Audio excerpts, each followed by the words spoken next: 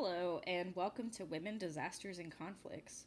I'm Alyssa Bell. I'm going to be your instructor for this course, and I just wanted to take a moment to introduce you to a few key concepts of the course and what we'll kind of be talking about over the semester.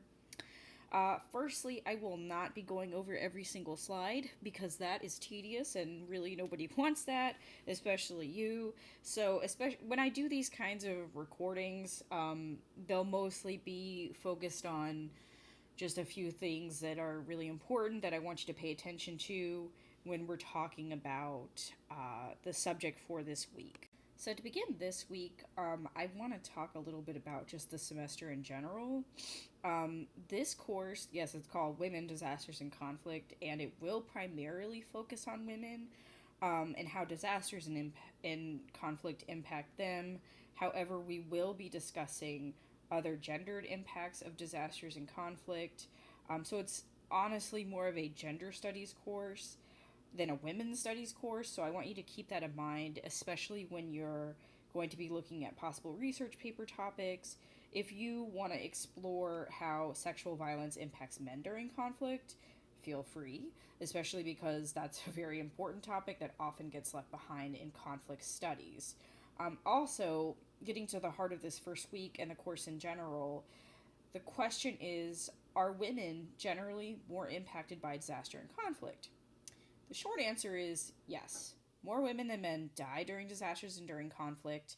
This isn't unique of women, however, because marginalized groups in general, those living in poverty, often unfortunately people of color, are often more vulnerable during times of disaster and conflict. Unfortunately, even though more women than men are impacted by disasters and conflicts in general, their voices are often left on the sidelines, and this is honestly true of other marginalized groups in general, which is part of why I decided to create this course so we could kind of focus on these people and get their voices more heard. And I think we can all agree that representation matters, right? I mean, I feel like that's something that we all know, but when we're talking about rebuilding after a disaster or bringing peace to a country that's been at war for years, representation is not just important, it's crucial. You cannot successfully rebuild a country, a community, what have you, after a disaster or a conflict without the voices of everyone being heard and being represented. It's just not going to happen. Everyone, not just women, need to be represented and have a meaningful role in rebuilding their communities. And that brings me to my last point. We're going to explore some very heavy topics this semester. Quite sadly, we're going to see how women are disproportionately the victims of violence. However, we are not going to spend this course looking at women as victims. We are instead going to ask ourselves, how can women be agents of change? How are they already agents of change? And we're just not really paying attention to that. Um, as this course goes along, we'll look at women in other groups and how they have worked to rebuild and bring peace to their countries. So keep that in mind. That's a very important component of this course. Lastly, I want you to think about security in unconventional ways during this course.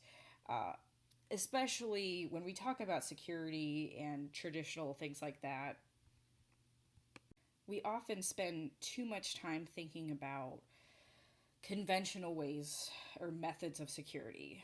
We're talking about drone strikes, we're talking about military interventions, the state as the arm of security, and I want us to think more about human security, um, unconventional methods of security, i.e., grassroots methods of security, because we're going to see instances, especially in places like Liberia, where those have actually been instrumental in bringing peace to a country.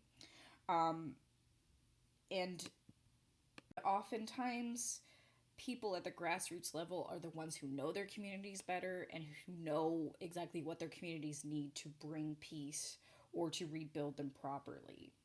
So, those are the main points for this week. Just think about those points, reflect on them, especially when you're going to start looking, and I would encourage you to already start looking at your research paper topics um, because they're probably the more important points of this semester. Also, I want you to know to feel free to reach out to me whenever you can. I am an adjunct instructor, is my lot in life. So I'm a little bit harder to reach during the day because I do have a full time job that's outside of this job. But just know that if I don't get back to you right away, I will get back to you in the evening as soon as I possibly can. I will work with you as much as possible because I'm also a student, so I understand the struggle of being a student. The most important thing is that you have to be honest with me and you have to reach out to me before you're in crisis or, like right when crisis happens. Because if you reach out to me at the end of the semester and you tell me you've been going through a lot of stuff, I'm going to have all the sympathy in the world for you. But at the end of the semester, if you haven't talked to me, there's not much I can do for you. Other than that, let me know if you have any questions. The best way to reach me is through my email. That's abell@em.fsu.edu.